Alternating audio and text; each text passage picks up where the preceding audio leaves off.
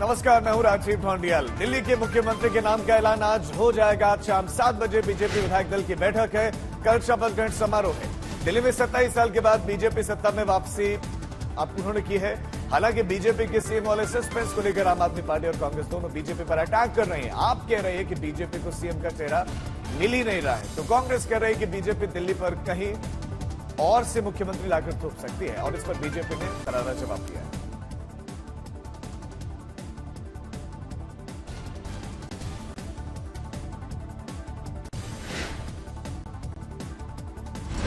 CM की शपथ की तैयारी शुरू हो गई। सीएम के नाम पर सस्पेंस क्यों? क्या पीएम मोदी दिल्ली में सीएम के नाम से सबको चौंकाने वाले हैं? आपका दावा, बीजेपी को अभी दिल्ली का मुख्यमंत्री नहीं मिला है। बीजेपी बोली, आप बुरी तरह से हार गई, फिर भी अकड़ नहीं गई। बीजेपी बोली, केजरीवाल को ऐसा झटका लगा, 10 दिन से बोलती बंद है। कांग्रेस बोली, दिल्ली में सीएम की घोषणा न करना तानाशाही है। बीजेपी ने दिल्ली की सत्ता में 27 साल बाद वापसी तो कर ली, लेकिन दिल्ली में सीएम कौन होगा, इस पर ऐसा सस्पेंस बनाया है कि आम आदमी पार्टी से लेकर कांग्रेस के पेट में भी खलबली मची हुई है। आलम कुछ ऐसा है कि आम आदमी पार्टी अपनी हार पर चिंतन और मंथन करने से ज्यादा बीजेपी के सीएम को लेकर परेशान है। जी हां, आम आदमी पार्टी के नेता कह रहे हैं कि बीजेपी के सीएम में ऐसा कौन सा रहस्य है जिसे बीजेपी छुपाना चाहती है। देखिए, ये भारत के इतिहास में पहली बार हो रहा है। इस देश में अलग अलग राज्यों में, केंद्र में अलग अलग पार्टियों की सरकारें बनती रही हैं, बहुमत मिलता रहा है, लेकिन पहली बार ये देखा जा रहा है कि बारात तैयार है, मंडप भी तैयार हो रहा है, उसका निरीक्षण भी हो रहा है, बस दूल्हा कौन है ये नहीं पता किसी को। बहुत बड़ी बातें करने वाले लोग खुद चुनाव हार रहे हैं, दूसरों की सीटों पर ये बताने की कोशिश करने वाले कि इनको हम जीतने नहीं देंगे या इनको हम इनके सीट का फैसला हम करेंगे, जनता नहीं करेगी, हम करेंगे, तो इस घमंड को तो चूर होना ही था। क्योंकि बीजेपी ने शपथ की तारीख और वक्त मुकर्रर कर दिया है। रामलीला मैदान में शपथ की तैयारियों का तंबू गड़ना शुरू हो गया है। अब आम आदमी पार्टी वालों को लग रहा है कि आखिर बीजेपी में सीएम का नाम लीक कैसे नहीं हो रहा है। बीजेपी के दिमाग में दिल्ली के लिए कौन सा सीक्रेट प्लान चल रहा है, इसलिए आपने परंपराओं की दुहाई देना शुरू कर दिया है। आमतौर पर अब तक जो परंपरा रही है, चुनाव के पश्चात जो भी पार्टी होती है अपने विधायक दल की बैठक करती है। बैठक में विधायक दल का नेता चुना जाता है, जो मुख्यमंत्री का दावेदार होता है। वो अपना दावा प्रस्तुत करता है, साथ में अपने मंत्रिमंडल का नाम देता है, राज्यपाल को या राष्ट्रपति को, और फिर वहां से मंजूरी होने के बाद शपथ की तारीख जो है दी जाती है, और उसके बाद उसकी तैयारी शुरू होती है। लेकिन यहां सब कुछ हो रहा है, और मुख्यमंत्री कौन बनेगा इसका आता पता अभी तक नहीं है। पहले उनको ये एनालिसिस करना चाहिए कि उनके चारों बड़े नेता अरविंद केजरीवाल, मनीष सिसोदिया, सत्येंद्र जैन और सौरभ भारद्वाज बुरी तरह हार गए। पूरी आम आदमी पार्टी बिखरी हुई है, घर में कलह चल रहा है, और आम आदमी पार्टी के अस्तित्व पर अब सवाल खड़ा है। लोग कह रहे हैं कि ये पार्टी अब फिनिश होने की ओर है। उसका बड़ा कारण है कि ना तो इनके पास कोई विचार है, ना कोई दृष्टिकोण है, और ना ही दिल्ली के विकास का कोई रोड मैप था। 10 साल दिल्ली बेहाल जिन्होंने की, उनको तो दिल्ली की जनता ने सजा दे दी। लेकिन मेरा ये मानना है कि इनको आत्ममंथन करना चाहिए।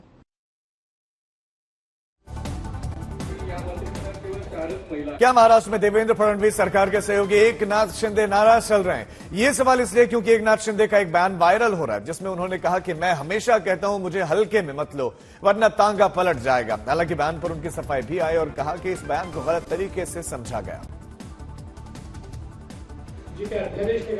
मी कधी कधी म्हणतो, या एकनाथ शिंदेला हलक्यात घेऊ नका. तुम्ही हलक्यात घेतलं, तुमचा टांगा पलटी करून टाकला. या दाढीने तुमची गाडी काय खड्ड्यात घातली गाडी कधी तेव्हा. आज महाराष्ट्र में महायुति जय शिवाजी जय भारत पदयात्रा करेगी और ये पदयात्रा और कार्यक्रम शिवाजी के 395वें जन्मदिन के मौके पर रखे गए। और आपको बता दें कि महाराष्ट्र के सभी 36 जिलों में ये पदयात्रा होगी। पुणे में फडणवीस और मनसुख मंडाविया पदयात्रा में हिस्सा लेंगे। तो वहीं अगर बात करें महाराष्ट्र की सियासी उठापटक की, तो खबर यह भी है कि शिंदे की शिवसेना और सीएम फडणवीस के बीच में नया विवाद सामने आ गया है। सूत्रों से खबर है कि शिंदे के 20 विधायकों की Y+ सिक्योरिटी हटा दी गई है। अब विपक्ष तंज कस रहा है कि वैलेंटाइन वीक में महायुति में क्या हो रहा है, लेकिन बीजेपी और शिवसेना दोनों कह रहे हैं कि विपक्ष के पास में कोई मुद्दा ही नहीं और इसीलिए वो जनता को गुमराह कर रहे हैं। आज ज्ञानेश कुमार 26 में सीईसी के रूप में कार्यभार संभालेंगे। ज्ञानेश कुमार नए कानून के तहत पहले सीईसी होंगे। हालांकि उनकी नियुक्ति पर असहमति विपक्ष में अभी भी है और इस बात को लेकर कांग्रेस ने सुप्रीम कोर्ट में मामला लंबित रहने तक नियुक्ति टालने की मांग की थी और आज सुप्रीम कोर्ट सीईसी और इलेक्शन कमिश्नर नियुक्तियों के मामले में सुनवाई करने वाला है। सुप्रीम कोर्ट मामले की सुनवाई प्राथमिकता के आधार पर करेगा। सुप्रीम कोर्ट चयन पैनल की संरचना को चुनौती देने वाली याचिका पर सुनवाई करेगा। यह मामला जस्टिस सूर्यकांत और एनके सिंह की बेंच के सामने है।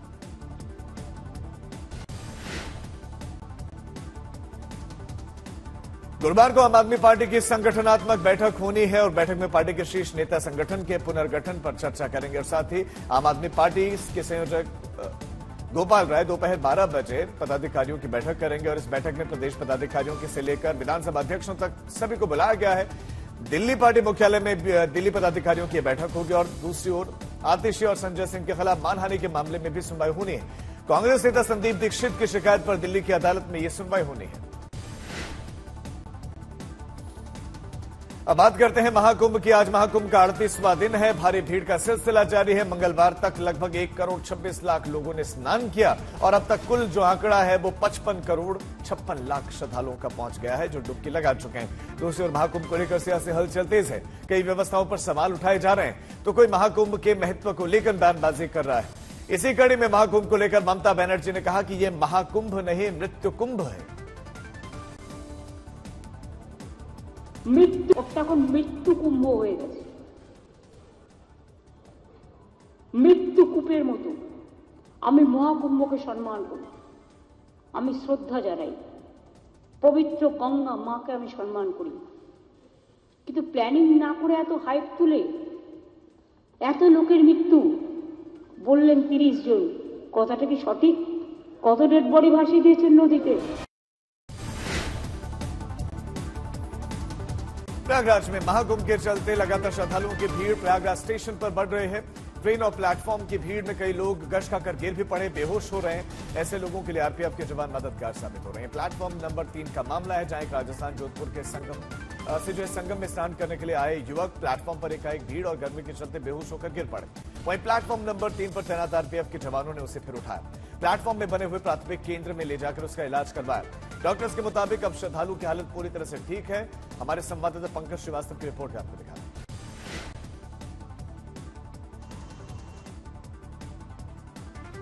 पटना में एनडीए की कुर्मी एकता रैली होनी है। कुर्मी, कुशवाहा, धानुक, पटेल समुदाय के कई नेता इस रैली में शामिल होंगे। गौर करने वाली बात यह है कि कुर्मी समुदाय से आने वाले सीएम नीतीश कुमार रैली में शामिल नहीं हो रहे।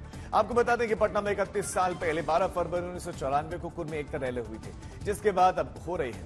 जानकारी के मुताबिक कुर्मी रैली की कमान बीजेपी विधायक कृष्ण कुमार मंटू के हाथ में है। रैली और ये सब नेताओं का एक जगह पर एकत्रित होना इस बात का इशारा है कि बिहार में इस साल होने वाले चुनावों से पहले जातीय समीकरण साधने की तैयारियां चल रही हैं।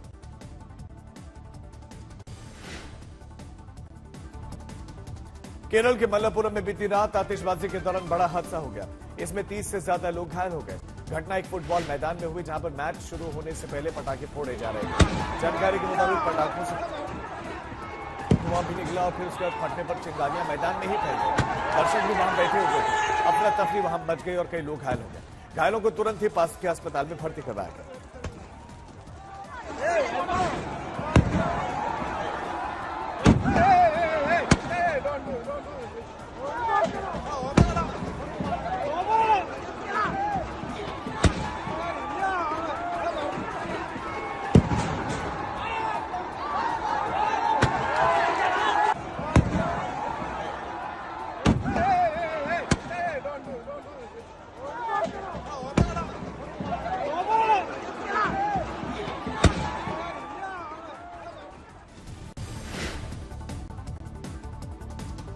थाने के मीरा रोड में विनयनगर में एक सोसाइटी में रविवार सुबह चौंकाने वाली वारदात सामने आई, जहां पर एक कार को सोसाइटी में घुसने से मना किया गया तो कार चालक और उसके साथियों ने 8 लोगों को टक्कर ही मार दी। 3 सुरक्षा गार्ड इसमें गंभीर रूप से घायल हो गए। घटना का वीडियो सामने है। इसमें साफ दिखाई दे रहा है कि कार चालक ने बिल्कुल गेट के पास कई लोगों को कुचला है। घटना के बाद मौके पर अफरा तफरी मची और जानकारी के मुताबिक मीरा रोड पुलिस ने मामला दर्ज कर लिया है। आरोपी को हिरासत में ले लिया गया। हैदराबाद के कुशाईगुड़ा में एक बस डिपो में टीएसआरटीसी की 2 बसों में अचानक आग लगी। आग इतनी जबरदस्त थी कि पूरे इलाके में आसमान में काला धुआं छा गया। सूचना मिलने पर दमकल की टीम पहुंची, आग बुझाने का प्रयास शुरू हुआ और आग लगने के कारणों का पता अब तक नहीं चल पाया। जानकारी हापुड़ में भीषण हादसा हो गया, जहां पर हादसा जो है दिल्ली लखनऊ हाईवे के एक टोल प्लाजा पर हुआ, जहां पर एक स्कॉर्पियो कार सवार ने रील बनाने के लिए टोल को तोड़ दिया। वीडियो सोशल मीडिया पर वायरल है। वायरल वीडियो में स्कॉर्पियो सवार युवक ने डायलॉग बोला। रील बनाने के लिए टोल को तोड़े जाने के बाद से पुलिस में शिकायत की गई। 24 घंटे के बीतने से पहले ही आरोपी को पुलिस ने गिरफ्तार कर लिया, उसकी स्कॉर्पियो जब्त कर ली। अब बात करते हैं खेल जगत की, जहां पाकिस्तान में शुरू होने जा रहा है चैंपियंस ट्रॉफी का मुकाबला। बात करें पहले मुकाबले की तो मेजबान पाकिस्तान और न्यूजीलैंड के बीच में कराची में पहला मैच है, जिसमें पाकिस्तान के तेज गेंदबाज हारिस राउफ पूरी तरह से फिट है। कप्तान ने कहा कि पेस अटैक मजबूत होगा, लेकिन इस अहम मुकाबले से पहले न्यूजीलैंड को बड़ा झटका लगा। तेज गेंदबाज लॉकी फर्ग्यूसन पैर में चोट के चलते चैंपियंस ट्रॉफी से बाहर हो गए। उनकी जगह काइल जेमिसन को मौका मिला है। एक और खास खबर, टीम इंडिया के बॉलिंग कोच मोनू मॉकल से जुड़ी, जो स्वदेश लौटे हैं। परिवार में इमरजेंसी के चलते उनको इंडिया कैंप छोड़ना पड़ा है और कल से टीम इंडिया अपने अभियान का आगाज करेगी। दुबई में भारत का पहला मैच कल बांग्लादेश के खिलाफ है। ऋषभ पंत समेत सभी खिलाड़ी फिट हैं।